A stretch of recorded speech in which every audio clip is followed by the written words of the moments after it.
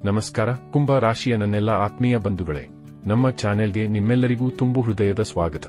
ಇವತ್ತು ನಾವು ಕುಂಭ ರಾಶಿಯವರ ಜೀವನದಲ್ಲಿ ಜುಲೈ 7ರಿಂದ ಆರಂಭವಾಗಿರುವ ಒಂದು ಅತ್ಯಂತ ಮಹತ್ವದ ಮತ್ತು ಅದೃಷ್ಟದ ಬದಲಾವಣೆಯ ಬಗ್ಗೆ ಮಾತನಾಡಲಿದ್ದೇವೆ. ಜ್ಯೋತಿಷ್ಯ ಶಾಸ್ತ್ರದಲ್ಲಿ ಗ್ರಹಗಳ ರಾಜಕುಮಾರ ಮತ್ತು ನಾರದ ಮುನಿ ಎಂದೇ ಕರೆಯಲ್ಪಡುವ ಬುಧದೇವನು ಈಗ ತನ್ನ ಶುದ್ಧೀಕರಣ ಪ್ರಕ್ರಿಯೆಯನ್ನು ಮುಗಿಸಿ ಜುಲೈ 7ರಿಂದ ನಿಮ್ಮ ಜೀವನದ ಕೆಲವು ಪ್ರಮುಖ ಕೆಲಸಗಳಿಗೆ ಗ್ರೀನ್ ಸಿಗ್ನಲ್ ನೀಡಲು ಸಿದ್ಧನಾಗಿದ್ದಾನೆ.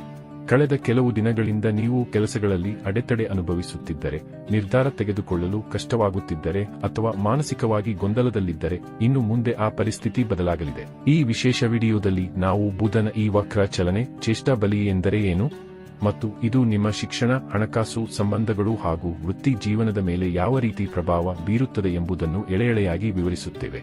ವಿಡಿಯೋ ಕೊನೆಯವರೆಗೂ ನೋಡಿ, ಯಾಕೆಂದರೆ ಬುಧನನ್ನು ಬಲಪಡಿಸುವ ಸರಳ ಪರಿಹಾರಗಳನ್ನು ನಾವು ಹಂಚಿಕೊಂಡಿದ್ದೇವೆ. ಬುಧನ ಸಂಚಾರದ ರಹಸ್ಯ ಮತ್ತು ಹಿನ್ನೆಲೆ. ಬಂಧುಗಳೇ, ವಿಷಯ ಏನು ಎಂಬುದನ್ನು ಮೊದಲು ಅರ್ಥಮಾಡಿಕೊಳ್ಳೋಣ. ಕಳೆದ ಜೂನ್ 29ರಂದು ಒಂದು ವಿಶೇಷ ಘಟನೆ ನಡೆಯಿತು. ಬುಧದೇವನು ನಿಮ್ಮ ರಾಶಿಯಿಂದ 6ನೇ ಮನೆಯಲ್ಲಿ, ಅಂದರೆ ಕರ್ಕ ರಾಶಿಯಲ್ಲಿ ವಕ್ರಿಯಾಗಿದ್ದನು. ಕರ್ಕ ರಾಶಿಯು ಜಲ ತತ್ವದ ರಾಶಿ. ಇಲ್ಲಿ ಬುಧನು ತನ್ನನ್ನು ತಾನು ಪವಿತ್ರಗೊಳಿಸಿಕೊಂಡು ಹೊರಬರುವಾಗ ಅವನಿಗೆ ಇಬ್ಬರು ಗುರುಗಳ ಆಶೀರ್ವಾದ ಸಿಕ್ಕಿದೆ. ಒಬ್ಬರು ದೈತ್ಯ ಗುರು ಶುಕ್ರಾಚಾರ್ಯರು, ಮತ್ತೊಬ್ಬರು ದೇವಗುರು ಬೃಹಸ್ಪತಿ. ಶುಕ್ರಾಚಾರ್ಯರು ಬುಧನಿಗೆ ಧನ ನೀತಿಯನ್ನು ಕಲಿಸಿದರೆ, ಬೃಹಸ್ಪತಿಯು ಜ್ಞಾನದ ದಾರೆ ಎರೆದಿದ್ದಾರೆ. ಇದರ ಫಲವಾಗಿ ಜುಲೈ 7ರಂದು ಬುಧನು ವಕ್ರಸ್ಥಿತಿಯಲ್ಲೇ ಒಂದು ಮನೆ ಹಿಂದೆ ಸರಿದು ನಿಮ್ಮ 5ನೇ ಮನೆಗೆ, ಪಂಚಮ ಭಾವ, ಪ್ರವೇಶಿಸುತ್ತಿದ್ದಾನೆ. ಪಂಚಮ ಭಾವವು ಬುಧನ ಸ್ವಂತ ರಾಶಿಯಾಗಿದೆ. ಇದು ನಿಮ್ಮ ಜೀವನದಲ್ಲಿ ಕಳೆದುಹೋದ ಆತ್ಮವಿಶ್ವಾಸವನ್ನು ಮತ್ತೆ ತಂದುಕೊಡಲಿದೆ. ಬುಧನ ಚೇಷ್ಟಾ ಬಲಿ ಮತ್ತು ಅದರ ಪ್ರಭಾವ. ವೀಕ್ಷಕರೇ, ಈಗಿನ ಅತಿ ದೊಡ್ಡ ವಿಶೇಷತೆ ಎಂದರೆ ಬುಧನು ಈಗ ಚೇಷ್ಟಾ ಬಲಿಯಾಗಿದ್ದಾನೆ. ಜ್ಯೋತಿಷ್ಯದಲ್ಲಿ ಚೇಷ್ಟಾ ಬಲಿ ಎಂದರೆ ಆ ಗ್ರಹಕ್ಕೆ ಫಲ ನೀಡುವ ಶಕ್ತಿ 3 ಪಟ್ಟು ಹೆಚ್ಚಾಗಿದೆ ಎಂದರ್ಥ. ಕುಂಭ ರಾಶಿಯವರಿಗೆ ಬುಧನು ಯೋಗಕಾರಕ ಗ್ರಹ. ಅಂತಹ ಗ್ರಹವು ತನ್ನ ಸ್ವಂತ ಮನೆಯಾದ ಪಂಚಮ ಭಾವಕ್ಕೆ ಬಂದಾಗ ಅದು ಅದ್ಭುತ ಫಲಗಳನ್ನು ನೀಡುತ್ತದೆ. ನಿರ್ಧಾರ ತೆಗೆದುಕೊಳ್ಳುವ ಸಾಮರ್ಥ್ಯ. ಇದುವರೆಗೆ ಯಾವುದಾದರೂ ವಿಷಯದಲ್ಲಿ ಅಸಮಂಜಸ ಸ್ಥಿತಿ ಇದ್ದರೆ, ಅಂದರೆ ಮಾಡಬೇಕೋ ಬೇಡವೋ ಎನ್ನುವ ಗೊಂದಲವಿದ್ದರೆ ಈಗ ನಿಖರವಾದ ಸ್ಪಷ್ಟತೆ ಸಿಗಲಿದೆ. ಏಕಾಗ್ರತೆ. ಕೆಲಸದಲ್ಲಿ ಗಮನ ಕೇಂದ್ರೀಕರಿಸಲು ಸಾಧ್ಯವಾಗದವರಿಗೆ ಬುಧನು ಈಗ ಮಾನಸಿಕ ಶಕ್ತಿಯನ್ನು ನೀಡುತ್ತಿದ್ದಾನೆ. ನಿಮ್ಮ ಮಿದುಳು ಈಗ ಚುರುಕಾಗಿ ಕೆಲಸ ಮಾಡಲಾರಂಭಿಸುತ್ತದೆ. ಶಿಕ್ಷಣ ಮತ್ತು ವಿದ್ಯಾರ್ಥಿಗಳ ಭವಿಷ್ಯ.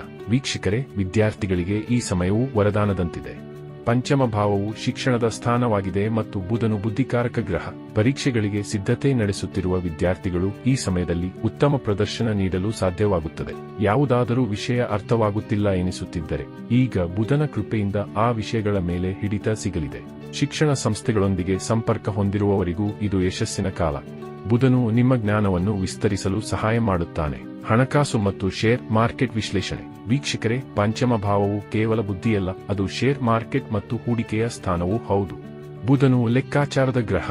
ನೀವು ಶೇರ್ ಮಾರ್ಕೆಟ್ನಲ್ಲಿ ಹಣ ತೊಡಗಿಸಿದ್ದರೆ, ನಿಮ್ಮ ಪೋರ್ಟ್ಫೋಲಿಯೋವನ್ನು ಸರಿಯಾಗಿ ಮ್ಯಾನೇಜ್ ಮಾಡಲು ಅಥವಾ ಬದಲಾಯಿಸಲು ಬುಧನು ನಿಮಗೆ ಸರಿಯಾದ ಲೆಕ್ಕಾಚಾರ ನೀಡುತ್ತಾನೆ. ಮಾರ್ಕೆಟಿಂಗ್, ಸೇಲ್ಸ್, ಸಾಫ್ಟ್ವೇರ್ ಕಂಪನಿ ಅಥವಾ ಸಲಹೆಗಾರರಾಗಿ ಕೆಲಸ ಮಾಡುವವರಿಗೆ ಬುಧನ ಈ ಸ್ಥಾನವು ಅತ್ಯಂತ ಲಾಭದಾಯಕ. ನಿಮ್ಮ ಬುದ್ಧಿವಂತಿಕೆಯನ್ನು ಹಣವನ್ನಾಗಿ ಬದಲಿಸುವ ಕಲೆ ಈಗ ನಿಮಗೆ ಒಲಿಯಲಿದೆ. ಶುಕ್ರಾಚಾರ್ಯರ ಧನ ನೀತಿ ಮತ್ತು ಬುಧನ ಬುದ್ಧಿ ಎರಡೂ ಸೇರಿ ನಿಮ್ಮ ಆರ್ಥಿಕ ಸ್ಥಿತಿಯನ್ನು ಸುಧಾರಿಸುತ್ತವೆ. ಅಷ್ಟಮ ಭಾವದ ಅಡೆತಡೆಗಳಿಂದ ಮುಕ್ತಿ. ವೀಕ್ಷಕರೇ, ಬುಧನು ಕೇವಲ ಪಂಚಮ ಭಾವದ ಅಧಿಪತಿಯಲ್ಲ, ಅವನು ನಿಮ್ಮ ರಾಶಿಯ 8ನೇ ಮನೆಯ ಕನ್ಯಾ ರಾಶಿ ಅಧಿಪತಿಯೂ ಹೌದು. 8ನೇ ಮನೆ ಎಂದರೆ ಅದು ಅಡೆತಡೆಗಳು, ಅನಿರೀಕ್ಷಿತ ತೊಂದರೆಗಳು ಮತ್ತು ಬದಲಾವಣೆಗಳ ಸ್ಥಾನ. ಈಗ 8ನೇ ಮನೆಯ ಅಧಿಪತಿಯು ಶುಭ ಸ್ಥಾನದಲ್ಲಿ ಇರುವುದರಿಂದ ನಿಮ್ಮ ಜೀವನದ ಅಡೆತಡೆಗಳು ಮತ್ತು ವಿಘ್ನಗಳು ದೂರವಾಗಲಿವೆ. ಯಾವುದೇ ಕೆಲಸ ನಿಂತು ಹೋಗಿದ್ದರೆ ಅದನ್ನು ಪೂರ್ಣಗೊಳಿಸಲು ಹೊಸ ಮಾರ್ಗಗಳು ಕಾಣಲಿವೆ. ನಿಮ್ಮ ಆಲೋಚನಾ ಕ್ರಮದಲ್ಲಿ ದೊಡ್ಡ ಬದಲಾವಣೆ ಕಂಡುಬರಲಿದೆ. ಈ ಬದಲಾವಣೆಯು ನಿಮ್ಮನ್ನು ನಿಮ್ಮ ಗುರಿಯತ್ತ ಸರಿಯಾದ ದಿಕ್ಕಿನಲ್ಲಿ ನಡೆಸಲಿದೆ. ಲಾಭ ಮತ್ತು ಆದಾಯದ ಮೇಲೆ ಬುಧನ ದೃಷ್ಟಿ. ವೀಕ್ಷಕರೇ, ಬುಧನಿಗೆ ಒಂದೇ ಒಂದು ದೃಷ್ಟಿ ಇದೆ, ಅದು 7ನೇ ದೃಷ್ಟಿ. ಪಂಚಮ ಭಾವದಲ್ಲಿ ಕುಳಿತ ಬುಧನು ನಿಮ್ಮ 11ನೇ ಮನೆಯನ್ನು, ಅಂದರೆ ಲಾಭ ಸ್ಥಾನವನ್ನು ನೋಡುತ್ತಿದ್ದಾನೆ. ಪರಾಶರ ಮಹರ್ಷಿಗಳು ಹೇಳುವಂತೆ, ಗುರಿಯನ್ನು ಸಾಧಿಸಲು ಏಕಾಗ್ರತೆ ಮುಖ್ಯ. ಬುಧನ ಈ ದೃಷ್ಟಿಯು ನಿಮ್ಮ ಆದಾಯವನ್ನು ಹೆಚ್ಚಿಸಲು ಸಹಾಯ ಮಾಡುತ್ತದೆ. ಸಾಮಾಜಿಕ ವಲಯದಲ್ಲಿ ನಿಮ್ಮ ಪ್ರಭಾವ ಹೆಚ್ಚಾಗುತ್ತದೆ. NGOಗಳು ಅಥವಾ ಪಾಲುದಾರಿಕೆ ವ್ಯವಹಾರದಲ್ಲಿ ಇರುವವರಿಗೆ ಇದು ಲಾಭದಾಯಕ ಸಮಯ. ನಿಮ್ಮ ಬಹುಕಾಲದ ಆಸೆಗಳು ಈ ಅವಧಿಯಲ್ಲಿ ಈಡೇರುವ ಸಾಧ್ಯತೆಗಳು ಹೆಚ್ಚಿವೆ.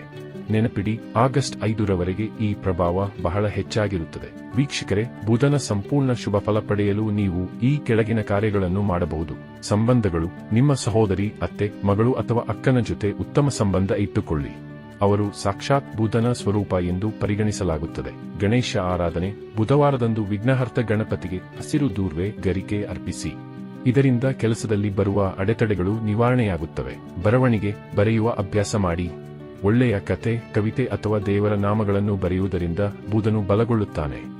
ಬುಧ ಮಂತ್ರ. ಕಾಮೆಂಟ್ ಬಾಕ್ಸ್ನಲ್ಲಿ ಜೈ ಬುಧದೇವ ಅಥವಾ ಜೈ ಶ್ರೀ ಗಣೇಶ ಎಂದು ಬರೆಯಿರಿ. ವೀಕ್ಷಕರೇ, ಇದಾಗಿತ್ತು ವಕ್ರಿ ಬುಧನ ವಿಶೇಷ ಅನುಗ್ರಹದ ಸಂಪೂರ್ಣ ಮಾಹಿತಿ. ನಿಮ್ಮ ಜೀವನದಲ್ಲಿ ಈ ಬದಲಾವಣೆಯು ಸುಖ, ಶಾಂತಿ ಮತ್ತು ಸಮೃದ್ಧಿಯನ್ನು ತರಲಿ ಎಂದು ಹಾರೈಸುತ್ತೇನೆ. ಈ ವಿಡಿಯೋ ಇಷ್ಟವಾಗಿದ್ದರೆ ಲೈಕ್ ಮಾಡಿ ಮತ್ತು ನಮ್ಮ ಚಾನೆಲ್ ಸಬ್ಸ್ಕ್ರೈಬ್ ಮಾಡಿ. ಧನ್ಯವಾದಗಳು. ಜೈ ಶ್ರೀರಾಮ್.